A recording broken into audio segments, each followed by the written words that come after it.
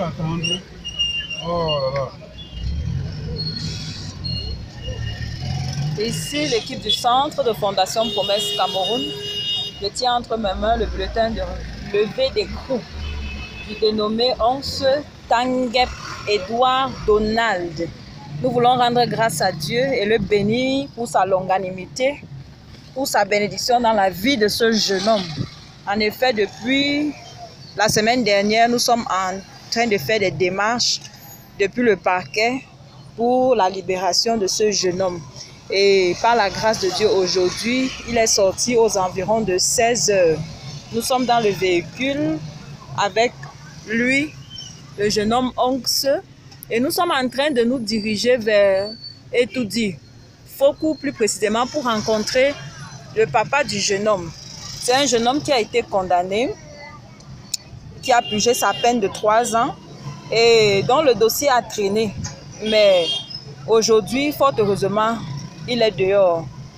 Donc, nous sommes en train de nous diriger sur les lieux pour la rencontre avec son parent. Et après la rencontre, nous pourrons avoir leurs avis. Déjà, avant que nous rencontrions son papa, nous voulons prendre l'avis de monsieur, du jeune homme Once Donald en personne.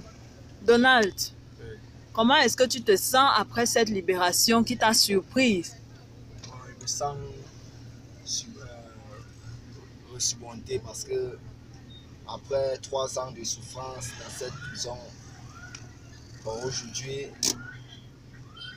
j'ai vraiment toujours gardé espoir et cet espoir-là, c'est ça qui me donne aujourd'hui l'espoir encore de chercher encore à me pousser davantage dans les activités et poursuivre mon avenir et que demain le Seigneur Dieu puisse m'aider et accorder ma faveur.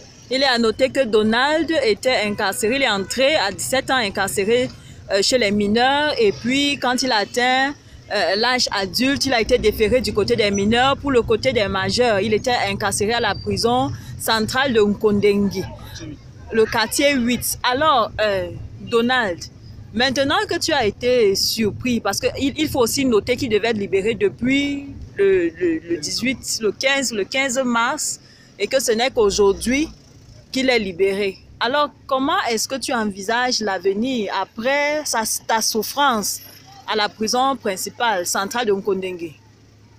Bon, moi, j'envisage mon avenir dans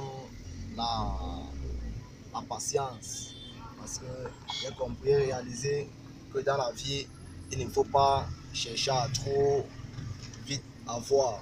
Il faut attendre le moment venu pour que je puisse avancer. Parce que dans la souffrance que j'ai eu à endurer, j'ai vu vraiment les gens qui ont cherché à être patients et ils se sont retrouvés dans l'erreur. Il ne fallait pas. Et moi alors, avec ma patience, j'ai pu persévérer et me voici aujourd'hui que je rends grâce à Dieu pour cette patience-là. Si ce n'est pas trop demandé à Donald, est-ce que Donald peut nous rappeler les circonstances ou alors les motifs, le motif pour lequel il a été arrêté et condamné? J'ai été arrêté pour mortel et j'ai été condamné à 3 ans d'emprisonnement. Et qu'est-ce que tu as appris? Qu'est-ce que tu as tiré comme leçon de la prison? Qu'est-ce que tu peux dire à d'autres jeunes qui te regardent, qui pourraient même te regarder de la prison? Qu'est-ce que tu peux dire à tous les jeunes même qui sont à l'extérieur, qui n'ont jamais envisagé, même pensé même qu'ils peuvent entrer en prison? Quel est le message que tu leur lances? C'est de jamais désespérer de la vie, parce que dans la vie, il faut toujours chercher son bonheur. Donc, il faut chercher la chance. Ce n'est pas en restant les boîtes croisées ou bien en regardant ce que les autres font qu'on doit espérer avoir quelque chose. Si tu ne te lances pas dans une vie active ou bien dans tes boucles en poursuivant tes études en espérant que non, un jour, ça va, un jour, tu dois bénéficier de quelque chose. Il faut aussi songer à vivre sa vie paisiblement. Et par rapport à Dieu, parce que depuis que tu parles, qu'est-ce que tu peux dire? Est-ce que tu vois en ce jour une intervention divine? Et qu'est-ce que tu peux dire à ce Dieu-là? Parce que nous sommes chrétiens et nous savons que ce n'est pas la grâce de Dieu que tu es dehors. Qu'est-ce que tu peux dire à ce Dieu-là? que je peux dire à Dieu, c'est merci. De me surmonter et de m'encourager. Pas dans ce que je faisais de mal d'avant, mais c'est dans la persévérance de ce que j'ai eu à connaître aujourd'hui. Une autre chose qu'il faut noter, c'est que étant en prison, tu participais à des séminaires, tu participais à l'étude biblique organisée par certaines organisations qui s'y rendaient. Qu'est-ce que tu as tiré de ces enseignements à la prison? J'ai tiré beaucoup d'enseignements de sa parole, parce que c'est sa parole qui mène vers la réalité des choses. Et c'est dans ces réalités-là qu'on peut grandir d'espérance et de sagesse. Que lui, l'Éternel, c'est lui qui est au contrôle de nous. C'est lui qui peut nous faire, qui peut nous donner la grâce et la gloire dans tout ce que nous puissions faire dans notre vie. C'est de suivre sa parole, sa volonté et espérer qu'un jour, il va nous porter secours. Alors merci, gloire à Dieu. Bon, je voudrais que tu m'appelles. Edouard, tu nous as dit que tu étais en 3e au collège Charles Tangana. Quand tu es entré en prison. Qu'est-ce que tu as fait des études pendant que tu étais à l'intérieur au quartier mineur? Comment est-ce que tu as fait? Tu as poursuivi les études ou bien tu les as arrêtées? J'ai poursuivi mes études de 5e jusqu'à 3e. Ok, parce qu'il faut noter que tu as été rétrogradé en prison puisqu'il n'y avait pas ta filière. Ta filière, c'était quoi déjà? Électricité. Électricité. Il n'y avait pas ta filière en prison et tu as été rétrogradé en 5e. Oui, et tu as fréquenté jusqu'à quel niveau aujourd'hui? Jusqu'à 3e. Jusqu'en 3e. Tu n'as pas pu faire l'examen officiel parce que tu sors aujourd'hui. Bon, nous sommes vendredi le 29 mars 2019. Nous allons recueillir, avant d'arrêter cette interview qui est brève, les propos du président de la Fondation Promesse Cameroun, la personne de ce Tchamou. Quelles sont vos impressions, président, même comme vous êtes au volant? Mes impressions sont des impressions d'action de grâce à Dieu.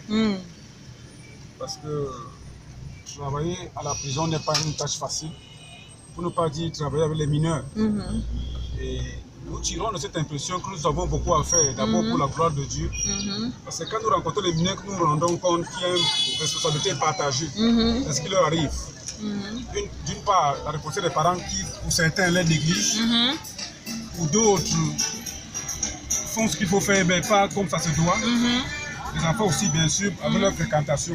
Moi, je pense qu'il appartient aux parents de bien suivre leurs enfants pendant qu'ils sont avec eux, surtout les adolescents, pour éviter la mauvaise compagnie. Et là, on a encore besoin de la grâce de Dieu. Et je voudrais aussi dire que le suivi des dossiers, aussi bien des mineurs que des autres genres de prisonniers, n'est pas évident. Je vous ai amené pour que vous puissiez faire l'expérience, la réalité sur le terrain. Mais par la grâce de Dieu, toutes les portes s'ouvrent quand nous nous présentons en tant que Fondation Promesse structure chrétienne. Je rends grâce à l'Éternel parce qu'il nous soutient sur tous les plans pour pouvoir aboutir à des résultats positifs comme celui d'aujourd'hui, la libération et d'autres qui viendront éventuellement les semaines suivantes. Amen. C'est sur cette note enthousiaste du président que nous allons nous séparer. Nous n'allons pas cesser de remercier le Seigneur, de rendre grâce à Dieu pour toute l'équipe du centre. Nous bénissons les efforts conjugués des uns et des autres. Nous rendons grâce à Dieu même pour les prières qui ont été élevées. Et c'est grâce à tout ceci que le succès que nous avons aujourd'hui peut être effectif. À très bientôt pour un autre reportage.